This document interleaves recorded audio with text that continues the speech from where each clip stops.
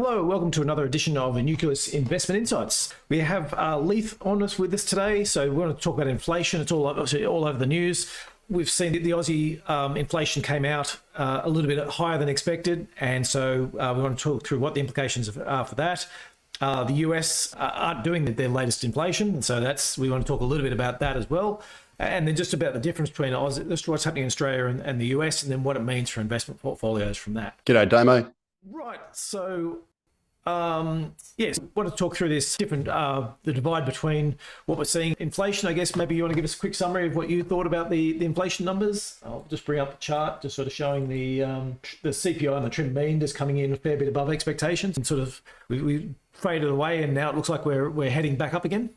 That's right. So the data obviously wasn't good. Now, do take it with a tiny grain of salt, because this is the first time they've used this new updated monthly, CPI indicator. So the old one, which only covered 60% of the basket, has been replaced with this new one, which is meant to be a lot more in line with the quarterly. But even so, it's the first time that this gauge has been released. So I think the RBA for the time being will still be focusing on the quarterly inflation. But that aside, the quarterly CPI that came out last month was too high. So that had trim mean at about 3% exactly, which is top of the RBA's band. This one, the October monthly, is also too high. So it had the headline inflation at 3.8%, which is obviously way above band. And it was actually up from what they calculated as 3.6% for September using this new measure. But the trim mean inflation came in at 3.3%, which is also obviously above the band. And that was up from 3.2% using this new measure in September. So there is a bit of weirdness there. So obviously, according to this, the trim mean was 3.2% annual in September, whereas the quarterly was 3%. So there's a little bit of differences there. But irrespective, what it showed is that inflation's still rising, and it's still above what the RBA's band is. The trend mean is anyway, which is what the RBA looks at. That's the policy relevant one. And as a result, you can pretty much kiss rate cuts goodbye for the foreseeable future.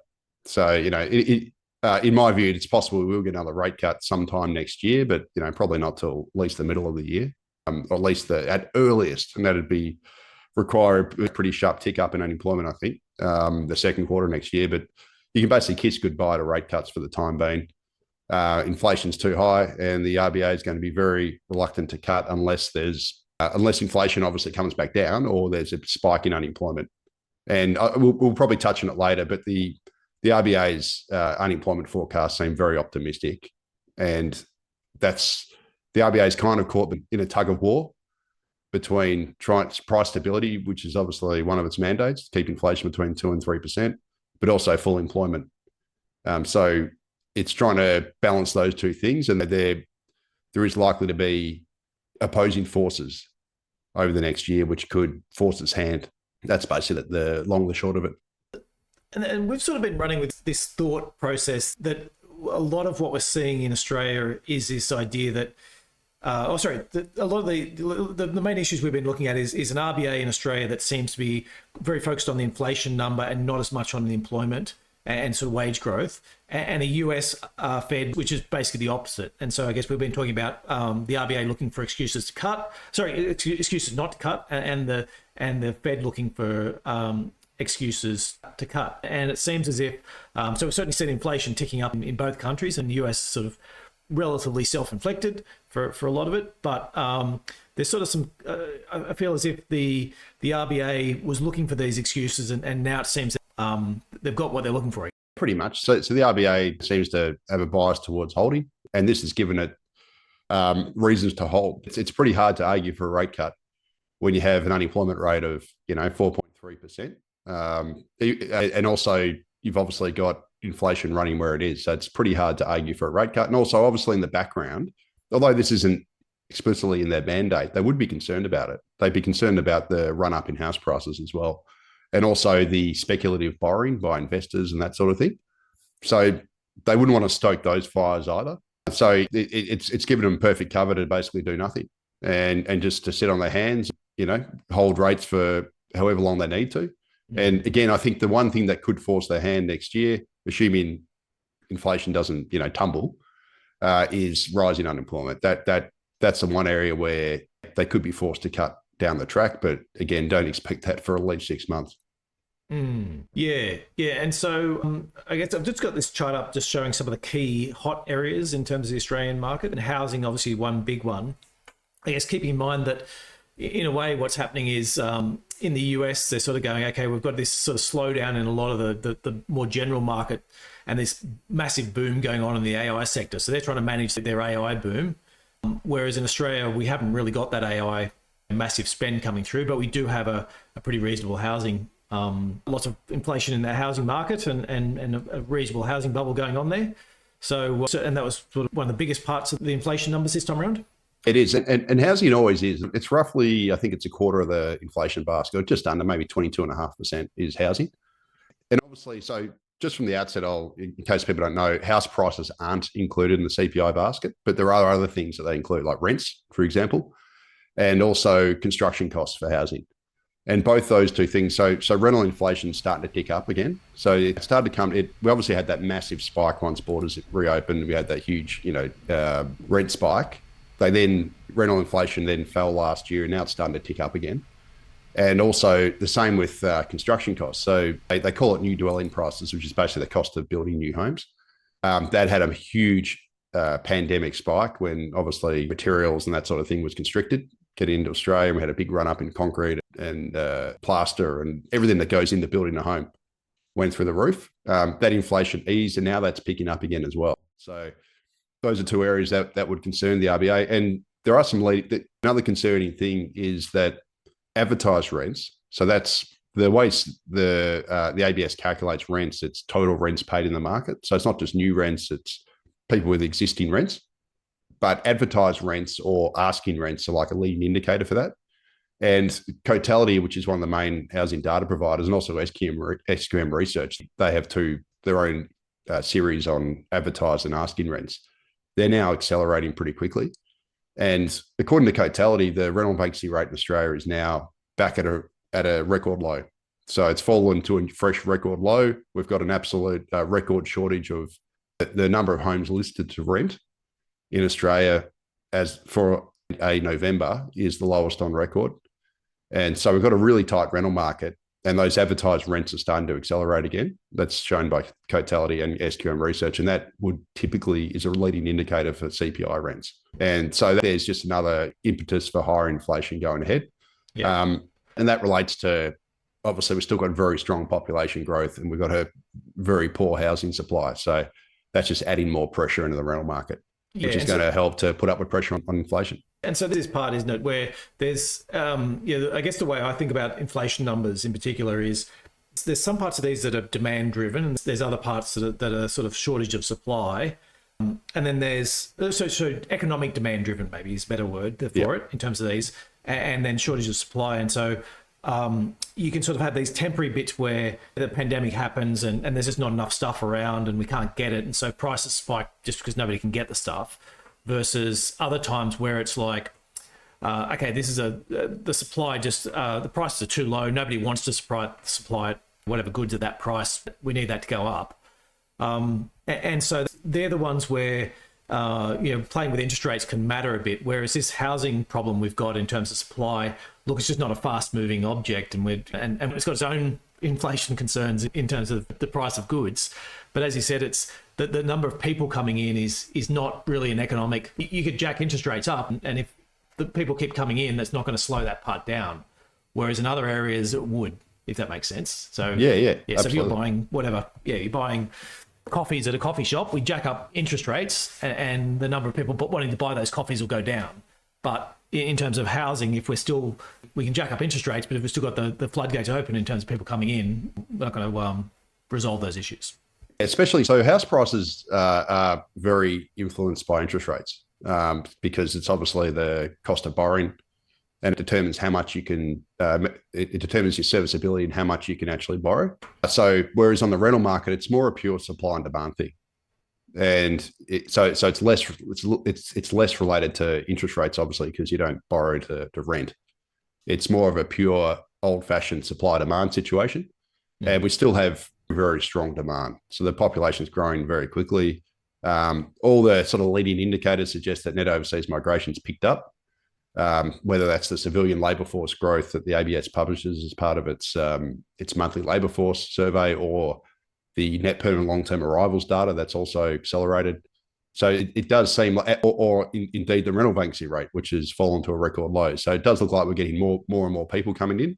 Same time, the supply side, actually the ability of Australia to build homes for that growing population is constrained through these higher construction costs, through higher land prices, through shortages of labour, and also these higher interest rates. So the interest rates this decade, or currently, are higher than they were last decade, which means that it's harder to build homes, other things equal, than it was last decade. So all these factors basically just play into having a tight rental market and rising housing inflation, because that demand also feeds into construction costs to a degree as well for building homes when there's shortages and that sort of thing. So unfortunately, it's an inflationary environment there, and that's more borne by government policy. There's not a whole lot the RBA can do about it. The RBA's only got one instrument, which is interest rates. So whereas our governments have got many levers that they could pull, but unfortunately, you'd argue that they're actually pulling them the wrong way, because when you have a supply constrained market, you shouldn't pump demand, but unfortunately, they're doing that. Yeah, so I guess that's a housing part. The food. And I guess this is US and Australia. Food seems like it's all right. There's sort of pockets that are. The US has actually probably got some bigger issues in terms of food inflation, but Australian food inflation is not dramatic. It's sort of up and down in different areas, higher in beef and things like that, but lower in chicken. And so net, it's not too bad. The eating out is still quite high, but that's relative to history. But I guess that's a bit of a feature, I guess, of the market. It's probably not going to change, but that's probably one area where interest rates probably does make a bit of a difference. You jack up interest rates, probably fewer people are eating out. But the other one that's sort of in terms of government policy, I'm just sort of wondering through as I'm looking through the numbers. The alcohol and tobacco was a contributor, mainly the tobacco. The alcohol actually wasn't much. But it's almost this question in the tobacco. We start, and I know this is something you write about a fair bit, but you jack up too far, and then people just start going to the black market. And if it's $1 million a cigarette in Australia, people are still going to smoke. They're not going to buy them in the shops. They're going to buy them from black markets. And I wonder, given the amount of black market stuff going on, how important you think, or how accurate these inflation numbers are for tobacco now. Yeah, probably not very accurate. Because Australia's almost in a sort of prohibition era, like the US had the 20s, whereby we've made a cigarette $2 a cigarette roughly. I think it is. I don't smoke, so I can't tell you exactly. I don't follow it that closely, but it's about $2 a cigarette.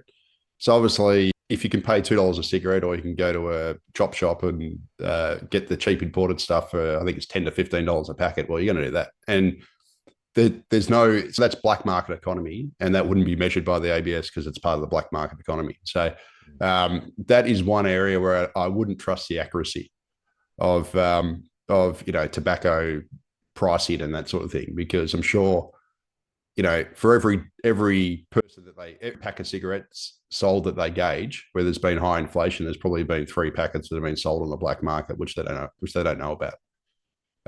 That the sort of black market economy with the tobacco trades probably distorting the CPI to a degree, but it's also probably distorting the household spending indicator from the ABS and maybe the retail sales as well, because now we've got X amount of consumption every month is now on the black market, which probably hasn't been measured, assuming it's not been measured.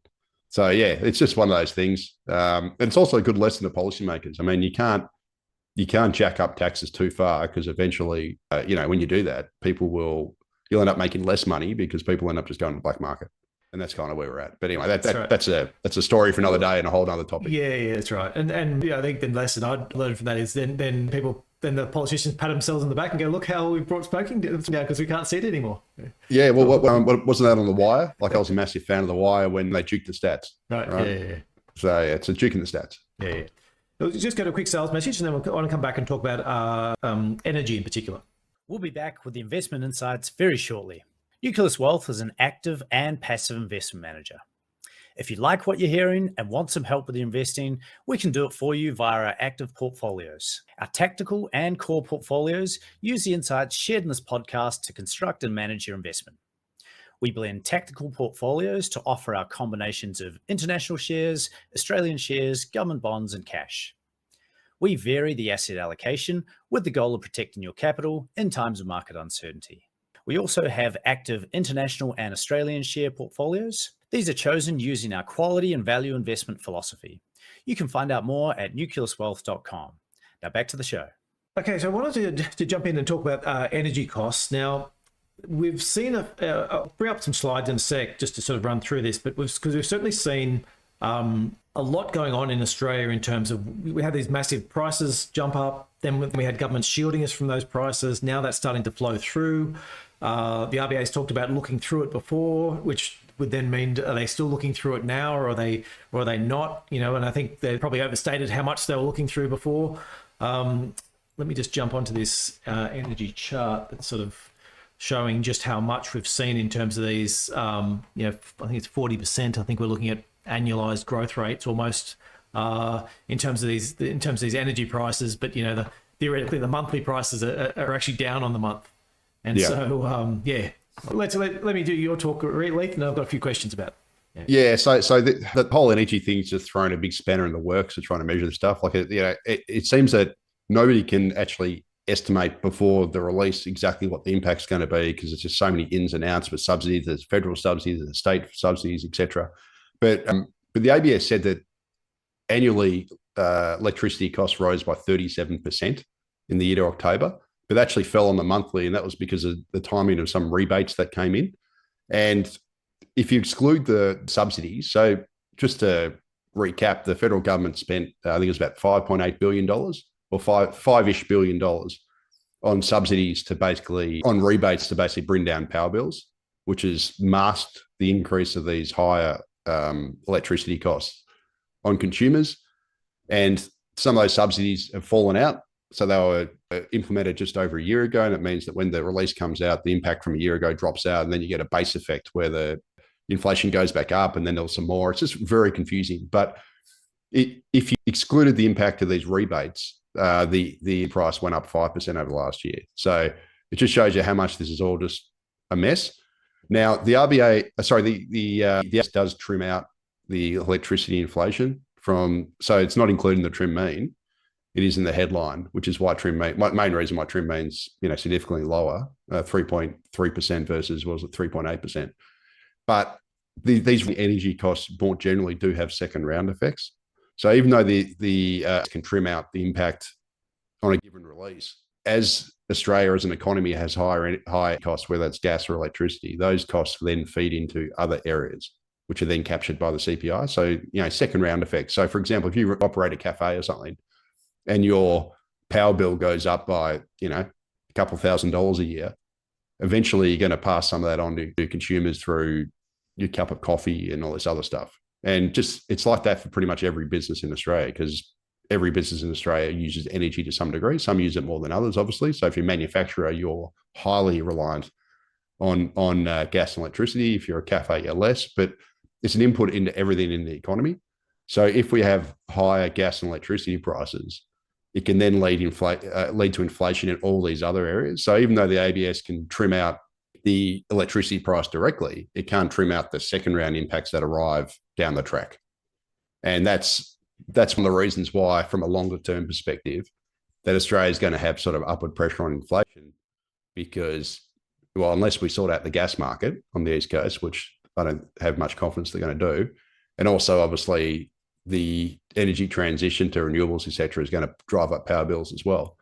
And the other one I want to add in there, I don't know, I'm not sure, I don't know if we've spoken about it much, but I've been pushing this sort of, a lot of my stuff is that, particularly in the US, but it's through to Australia now, is that, that if you're renting out servers, just ballpark figures, different servers go at different rates, but, the AI servers, you rent them out for like $4 or $5 and it's costing the guy, like 50 cents. Sorry, no less than 50 cents. It's costing you like 25 cents in energy in that.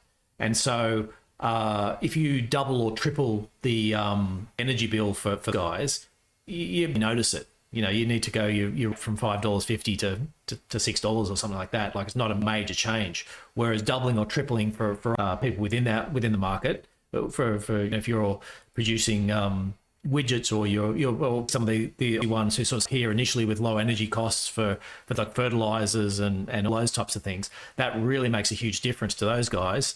And so, while you've got, sort of my take was that, well, you can sort of handle an energy transition, probably, not too bad. You can handle a population growth and to put more of this stuff on, not too bad. You could handle switching to not too bad. But when you bundle all three of them together and all of a sudden you want this, that you just end up in this part about going, well, no, you can't get through all of those in one go without having to sort of backslide on some of this stuff. No, it's a good point. So basically, it's on what your sensitivity is to cost. So, I used the example of the cafe before. Well, over a year, if their electricity bill goes up $1,000, you probably go, oh, big deal. But if you do it across the economy, and obviously, you're a fertilizer maker. So we've seen sort of Incitec Pivot, for example, has downsized massively their fertilizer production in Australia because of high costs.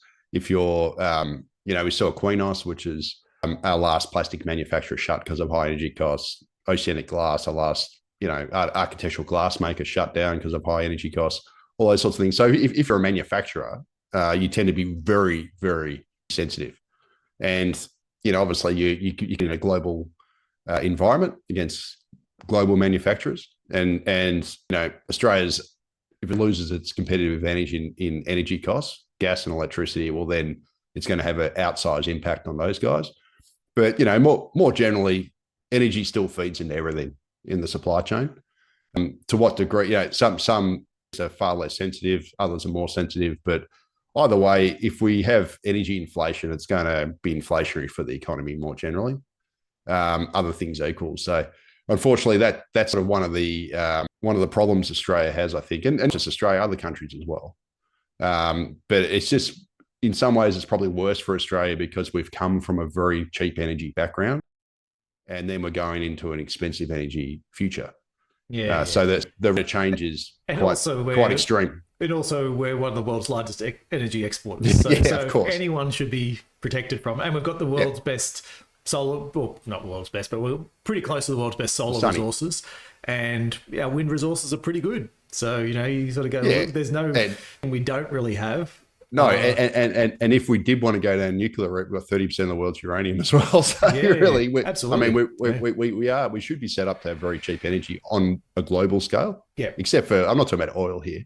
No, but non-oil energy, we should be amongst the cheapest in the world, given the endowment that we've got. But unfortunately, we've stuffed up policy in all different areas. And then that's resulted in us giving away that advantage, which, this is a story for another day on another podcast. But in the end, when you give yourself higher energy costs than you need to, you're going to have higher inflation than you need to. Yeah. And you're going to have deindustrialization when you didn't need to. Yeah. I guess. So picture, if I look through the different markets, different areas, and I go, okay, so housing looks like inflation there is, out of the RBA's hands. It's people-driven thing. It's an issue. We look at energy, and it's out of the RBA's hand. It's a policy issue. We look at goods, which is, not a huge part of it, but that's sort of. I'd say I'm probably slightly disappointed in terms of how high that inflation is. I was expecting sort of more dumping of products to sort of drive that, especially given down a bit. Trump tariffs should have led to dumping. Yeah, and so it's not high, but it's. I guess I was expecting that to be sort of pushing out the other direction, and it hasn't yet. Yep. So we'll sort of keep an eye on that one as to what goes on there. Services is largely wages driven, and Australia's got they're bumping up against the minimum wage issues and minimum wage rises, so it's probably going to be high. It's going to be higher than average to services anyway. But maybe there's help there if we start to see interest rates and ticking up. Maybe there's some relief on that. But can I just add something on the wage thing? So private sector wages are actually, so I think the private sector wage growth fell to about 3.2% in the year to September. I'm going off memory here, so it might have been 3.3, but I think it was 3.2. Whereas the public sector, or maybe it could have been 3.1 private sector, but it was significantly lower than the public sector. which I think was 3.6 or 3.7.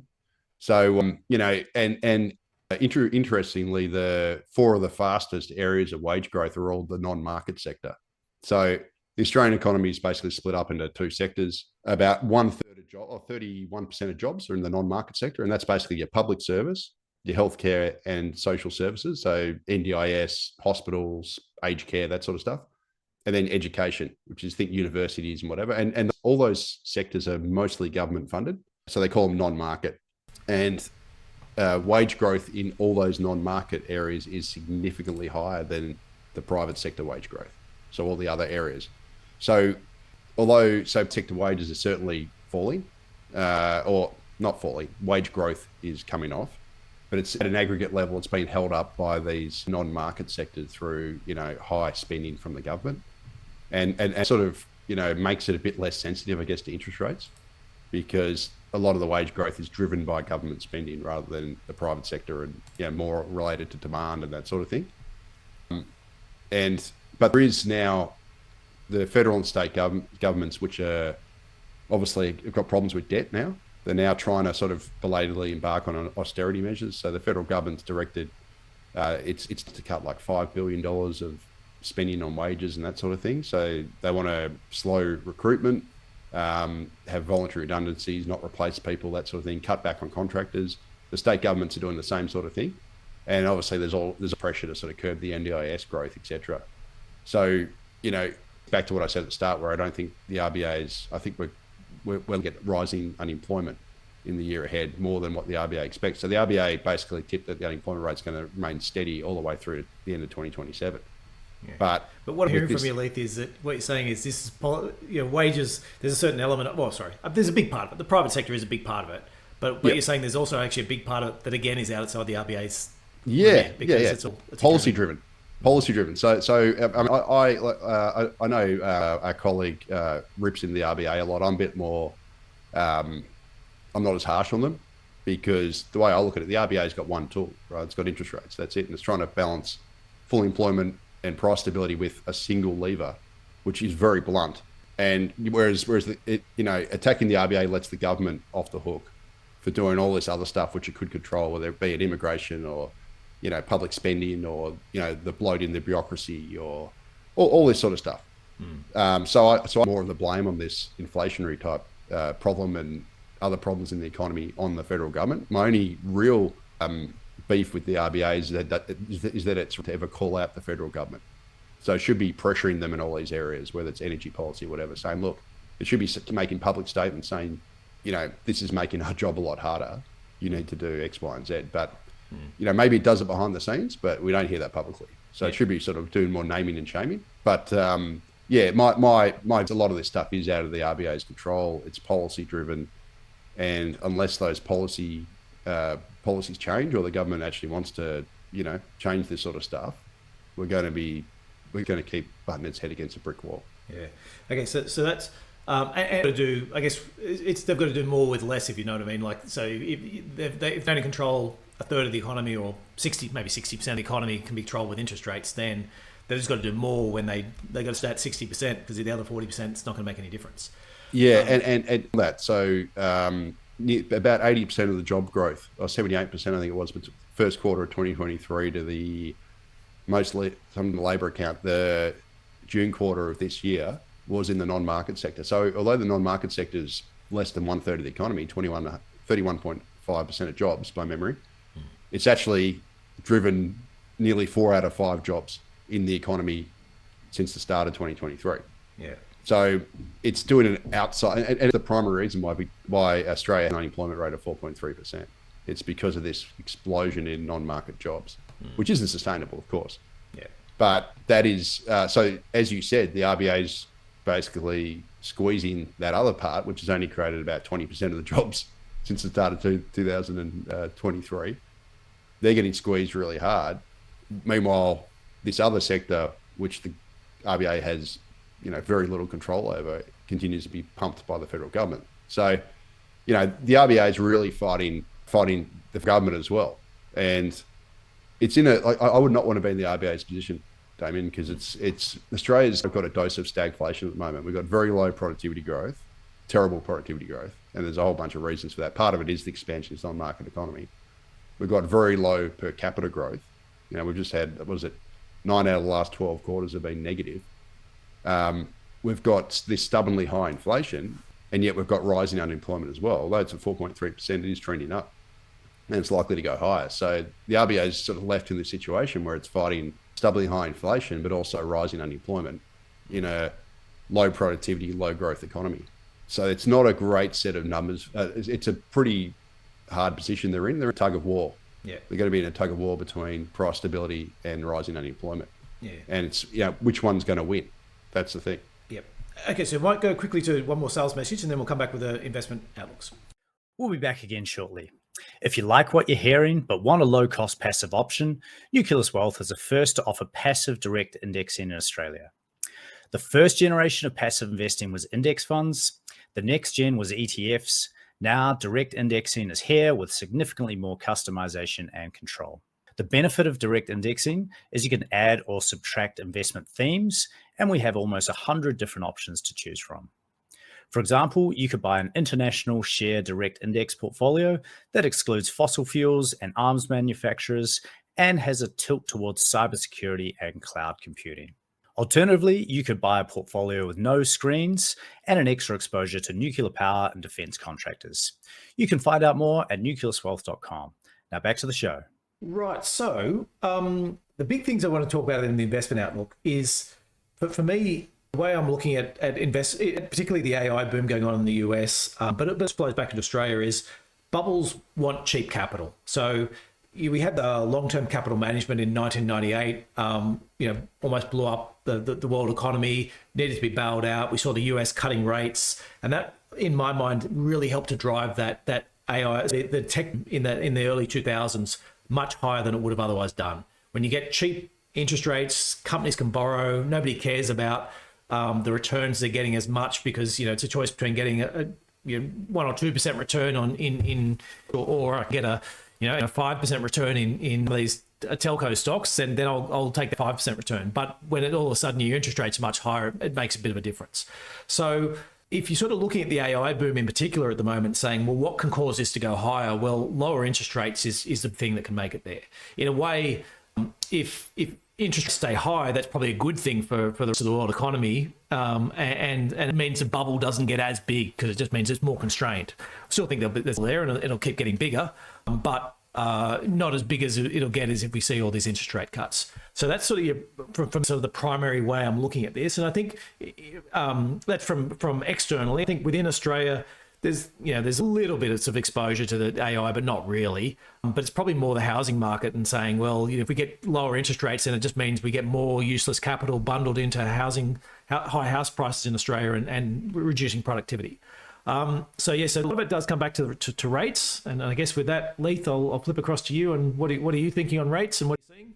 Yeah, so just quickly on that, the Reserve Bank's obviously also fighting Labor's 5% deposit scheme for first home buyers. So it's be another reason why I wouldn't want to raise rates, although it's not meant to target housing directly, but I'm sure this is in the back of its mind. And sorry, that's hasn't actually started yet, has it? That's no, it started start of October. Sorry. Yeah. So it started last month, and prices have already responded. So we've got to have a bit of. So at the moment, we've got a bit of a disaster happening in the housing market, which is, surprise, has been like for a long time. But basically, investor demand is running at its highest level in a decade. At the same time as first home buyer demand is ramping up because of this 5% deposit scheme. So, and they're predominantly the lower end of the market. So as a result, in October, in the first month of this, we had a big jump at the lower end. And so the RBA would be pretty nervous about that. And, my view, the RBA is going to keep rates on hold for an extended period.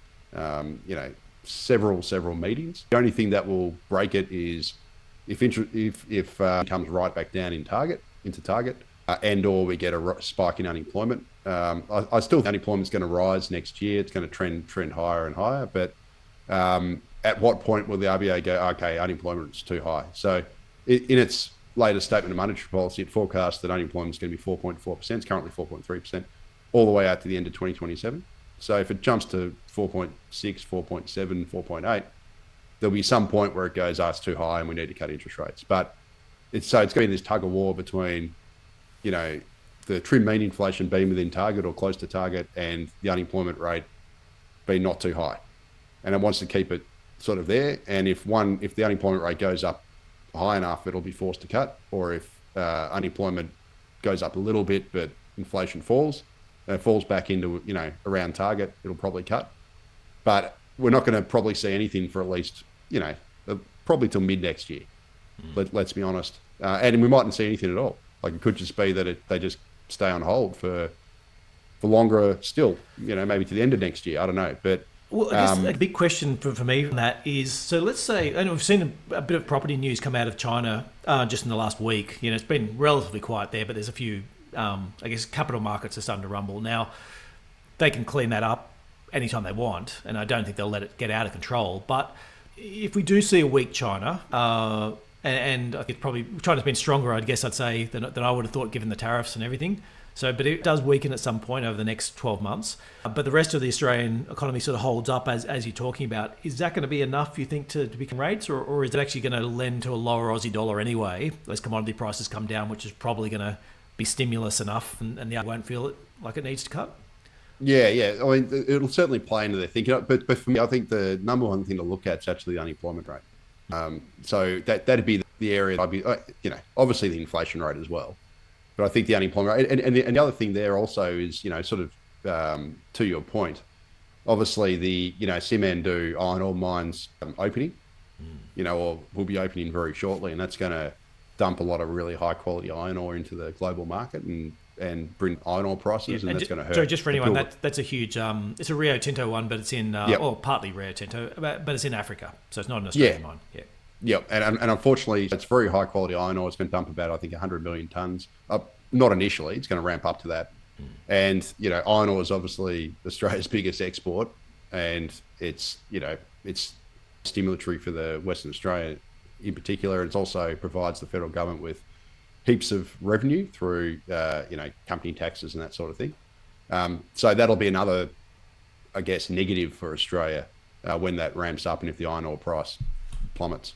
But that's to watch, late next year, I guess. But that could factor into it, and that would, things equal, you think would lead to lower interest rates. But I still think the bigger issue is the unemployment rate, and probably also the housing market as another thing to watch in the back end. If it keeps blowing up, and it seems to be on a very strong bull market at the moment, then it'll just be a reason for the RBA not to cut. So there are a lot of factors here. If I had to make a bet about what'll be the next move, I still think the next move is more likely to be down, but just not for, probably not till at least mid next year, thereabouts. And even then, we could be on this podcast in March next year or something, and I'll change my view again, because the situation, that's just sort of based on what we've got right now. Yeah, excellent. Thanks. So what that means for investment portfolios for me then is coming back saying, well, as we look at the Aussie market and what we want to do versus international, is that it's interest rates here without interest rates falling with interest rates potentially falling faster in the is that sort of does things to the Aussie dollar, and the Aussie dollar is probably a little bit stronger than you might have expected on one side, but on the flip side, then we'll have the commodity sort of making a difference to the Australian dollar on the other.